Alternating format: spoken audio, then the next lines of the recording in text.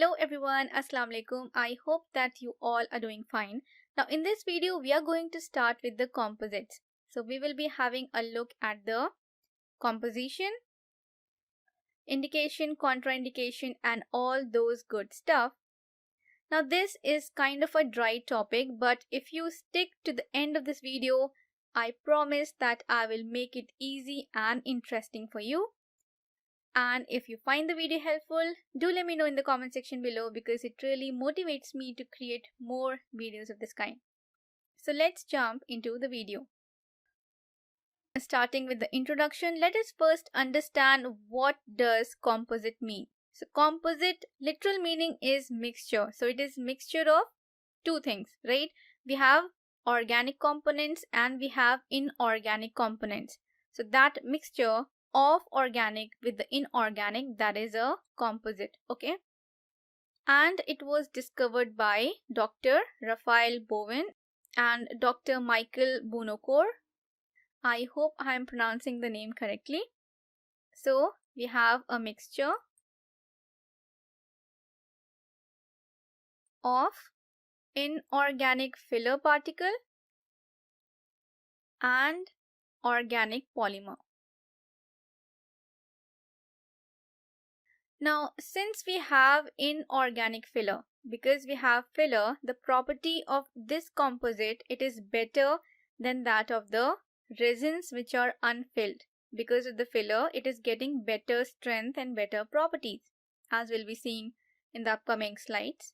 Now we know what is a composite. It is a mixture of inorganic filler and organic polymer. Now, let us talk about the composition.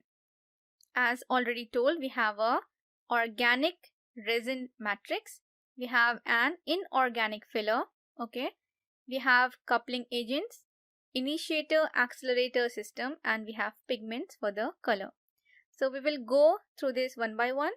The first one is the resin matrix. So in the matrix we have monomer, comonomer, we have initiator, we have retarder.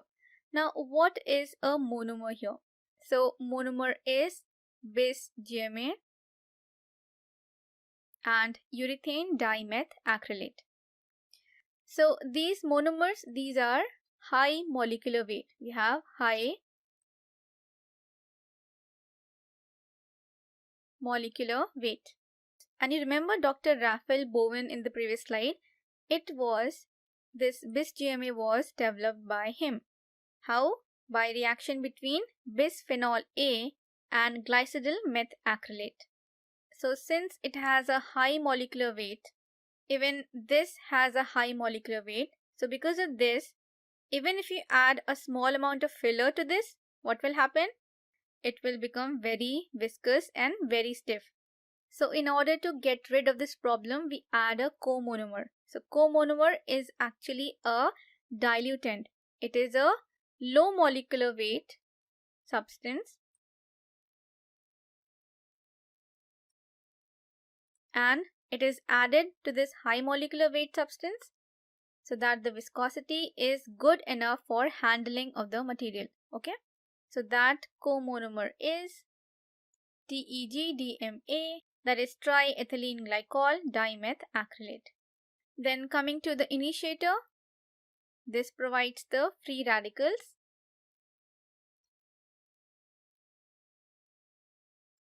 And we add a retarder so that the unwanted free radicals can be removed. Now, one problem that is related to the addition of the comonomer is it can increase the amount of polymerization shrinkage.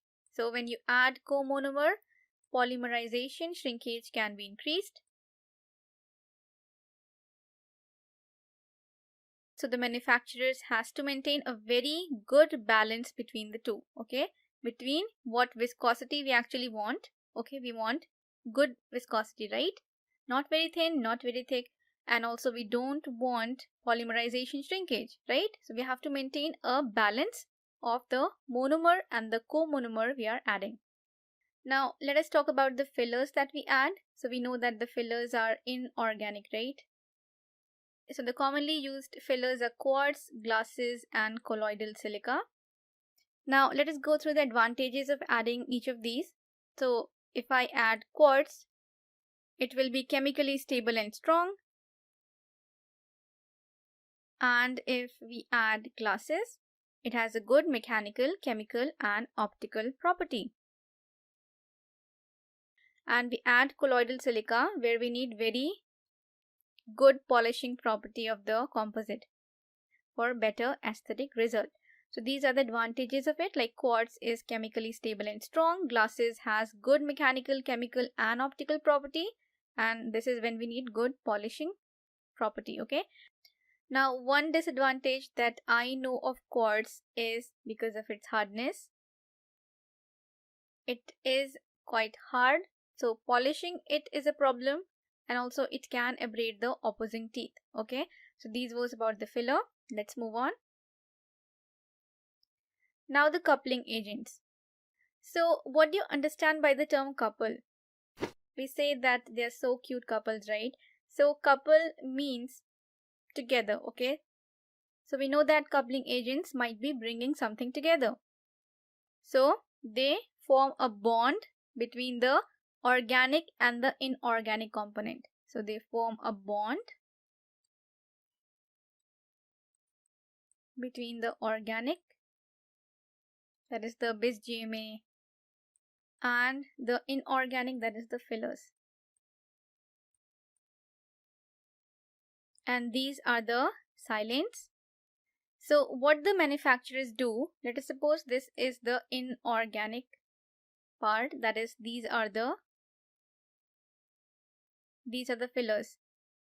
So the manufacturers, they coat the fillers with the silents, and then this can form a bond between this and this, right?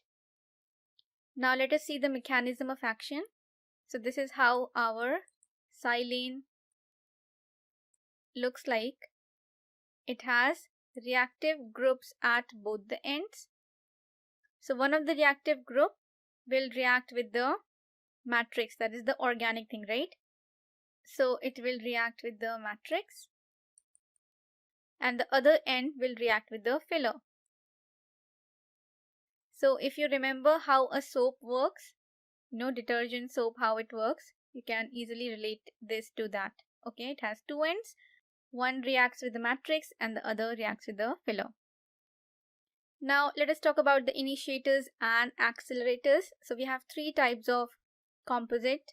We have the self-cure, light cure, and dual cure.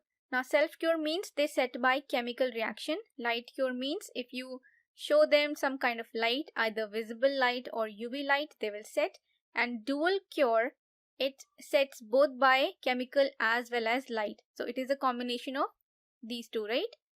So we have three types of composite according to their setting reaction.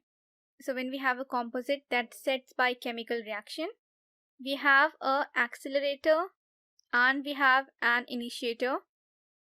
And the accelerator here is organic amines and the initiator here is peroxides. So when these two react, there will be formation of free radicals.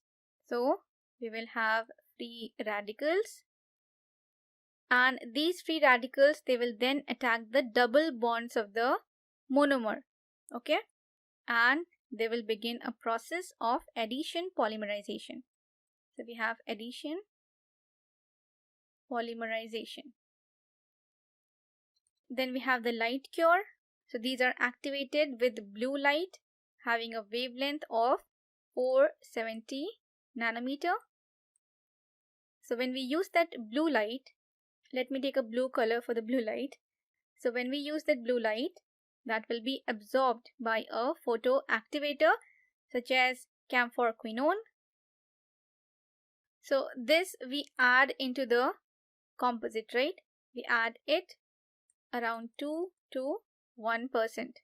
So in light cure materials, we have camphorquinone, and when you use that blue light, this will cause the activation and setting of the composite. And then dual cure, it sets both by the chemical as well as the light reaction.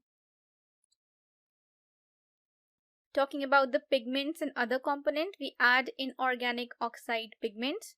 So this helps in giving the shades of the composite. We have different shades, right, according to the varieties of tooth color we have in nature. So it gives the tooth shade, or you can say the different shades of the tooth. And then we also have inhibitor such as hydroquinone. So what does it do? It prevents premature polymerization so that we get a long shelf life, and we add it around 0.1%. Okay, so we have talked about all the components of a composite. Let's have a quick revision before we proceed. So we had organic resin matrix. What it was bis GMA and urethane dimethacrylate, right? They were high molecular weight. Then inorganic filler, which could be quartz, glasses, or colloidal silica. Then coupling agent, that is the silanes, and initiator accelerator system. So depending on the type of the composite we have, like whether we have self-cure, heat cure, different things were used, right? For the self-cure we had organic amines reacting with the peroxide, right? And for the light cure we had camphor quinone. And then in pigments, we had inorganic oxide pigment, which provided the shade, right? And some other components like the inhibitors were also added, like hydroquinone, that could increase the shelf life of the composite, right?